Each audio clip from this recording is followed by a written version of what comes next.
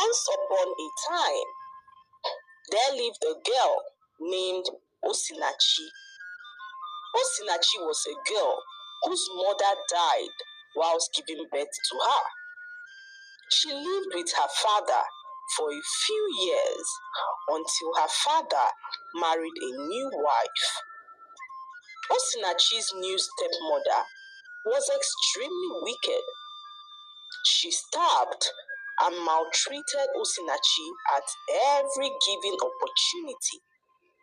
She even called her a witch who attacked her unborn babies. One early morning, Osinachi woke up to a very loud scream. She rushed to see what was happening when she met her stepmother telling her father that his daughter was a witch. Her stepmother stated that Osinachi approached her in the dream with a knife, threatening to kill all her unborn babies. Since they got married, Osinachi's stepmother has not been able to conceive. She has always insisted that Osinachi was the witch, preventing her from conceiving. She urged Osinachi's father to send his daughter away, as only then will she be able to have children. Osinachi's father succumbed to his wife's pressure and sent his daughter away. He sent her to go live with her mother's only sister, Ogadi. His new wife hated Osinachi so much and could not bear the fact that she was living with them. She then decided to cook up a lie to make Osinachi's father to send his daughter away. Osinachi began to live with her mother's only sister, Ogadi, and Ogadi was so happy to have her in her home.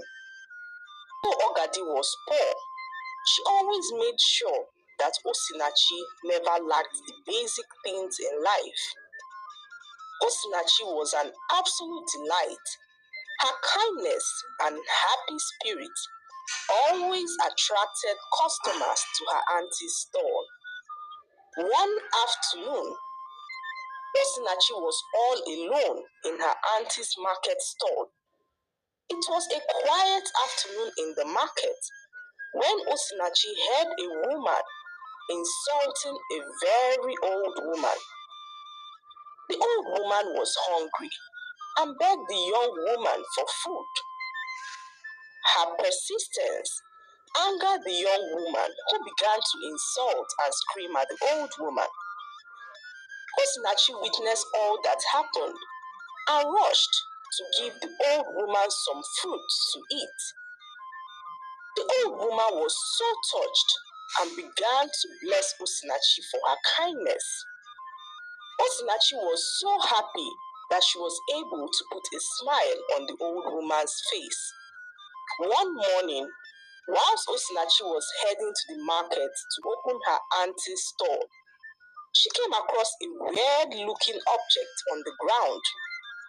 She walked past the object, but something urged her to return to pick that object up.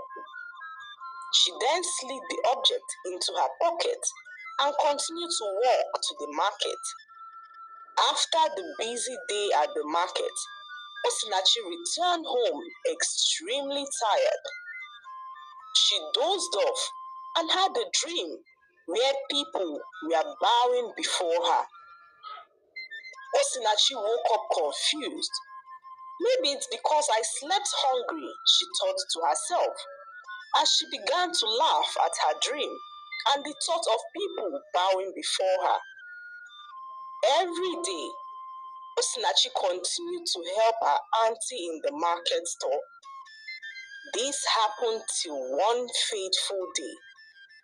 A big fight broke out in the market, which led to people destroying the market and finally setting it ablaze.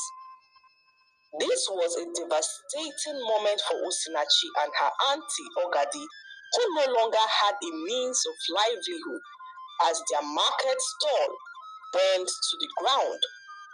Osinachi then decided to help her auntie by hawking the fruits and vegetables in the village. Every morning, Osinachi would leave their hut with her basket of fruits and vegetables on her head.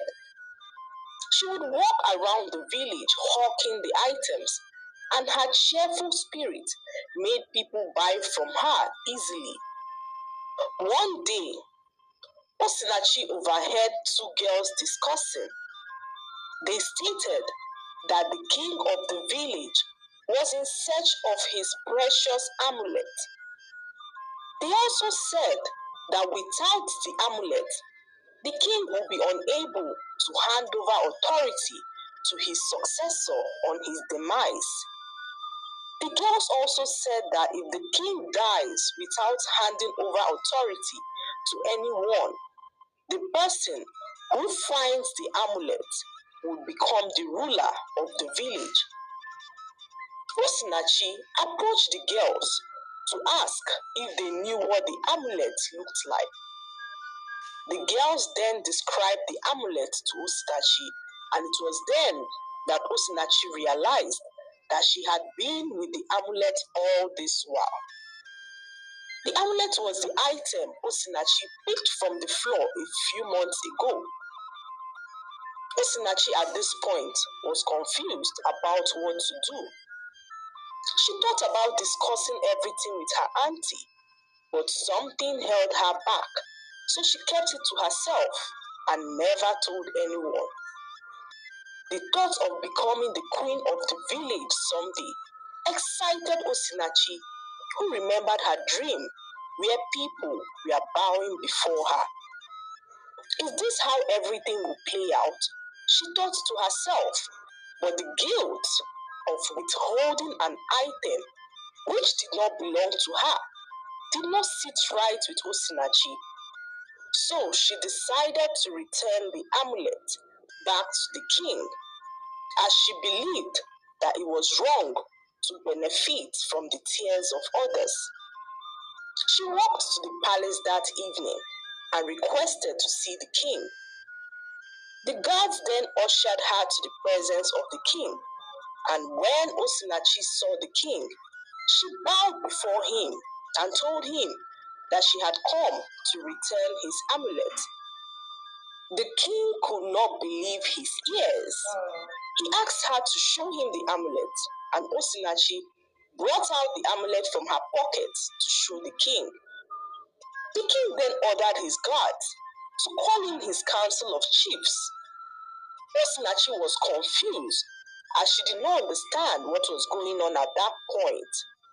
What Osinachi did not know was that the gods of the land, through the chief priest, told the king to drop his amulet on the road leading to the market square. The chief priest told the king that the person who was worthy of becoming the next ruler of the village will find the amulet and return it to the king. The chief priest also told the king that once he drops the amulet on the ground, he should send word to the people saying that the king's amulet was missing, and that whoever finds the amulet should return it to the king. But the chief priest also said that the king should allow a rumor to circulate that whoever wields the amulet at the time the king will die will be made the next ruler of the village. The king did as the chief priest instructed and waited patiently for the person who would return his amulet to him. What Osinachi did not know was that if she kept the amulet with her till the king died, she would not be crowned the queen, but killed for keeping that which belonged to the king.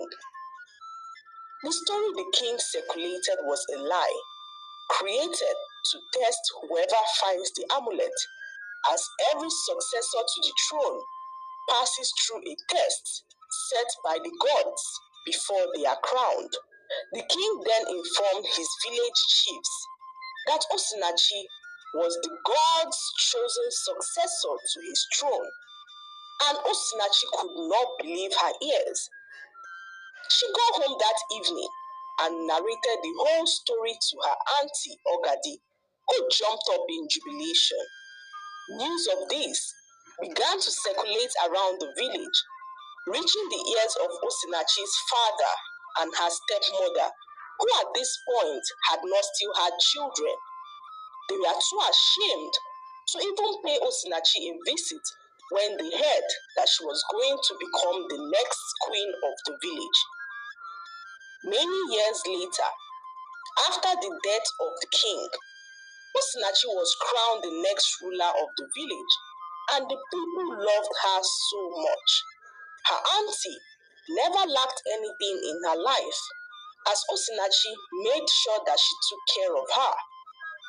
The lesson to be learned from this story is that it pays to be honest, as no legacy is so rich as honesty.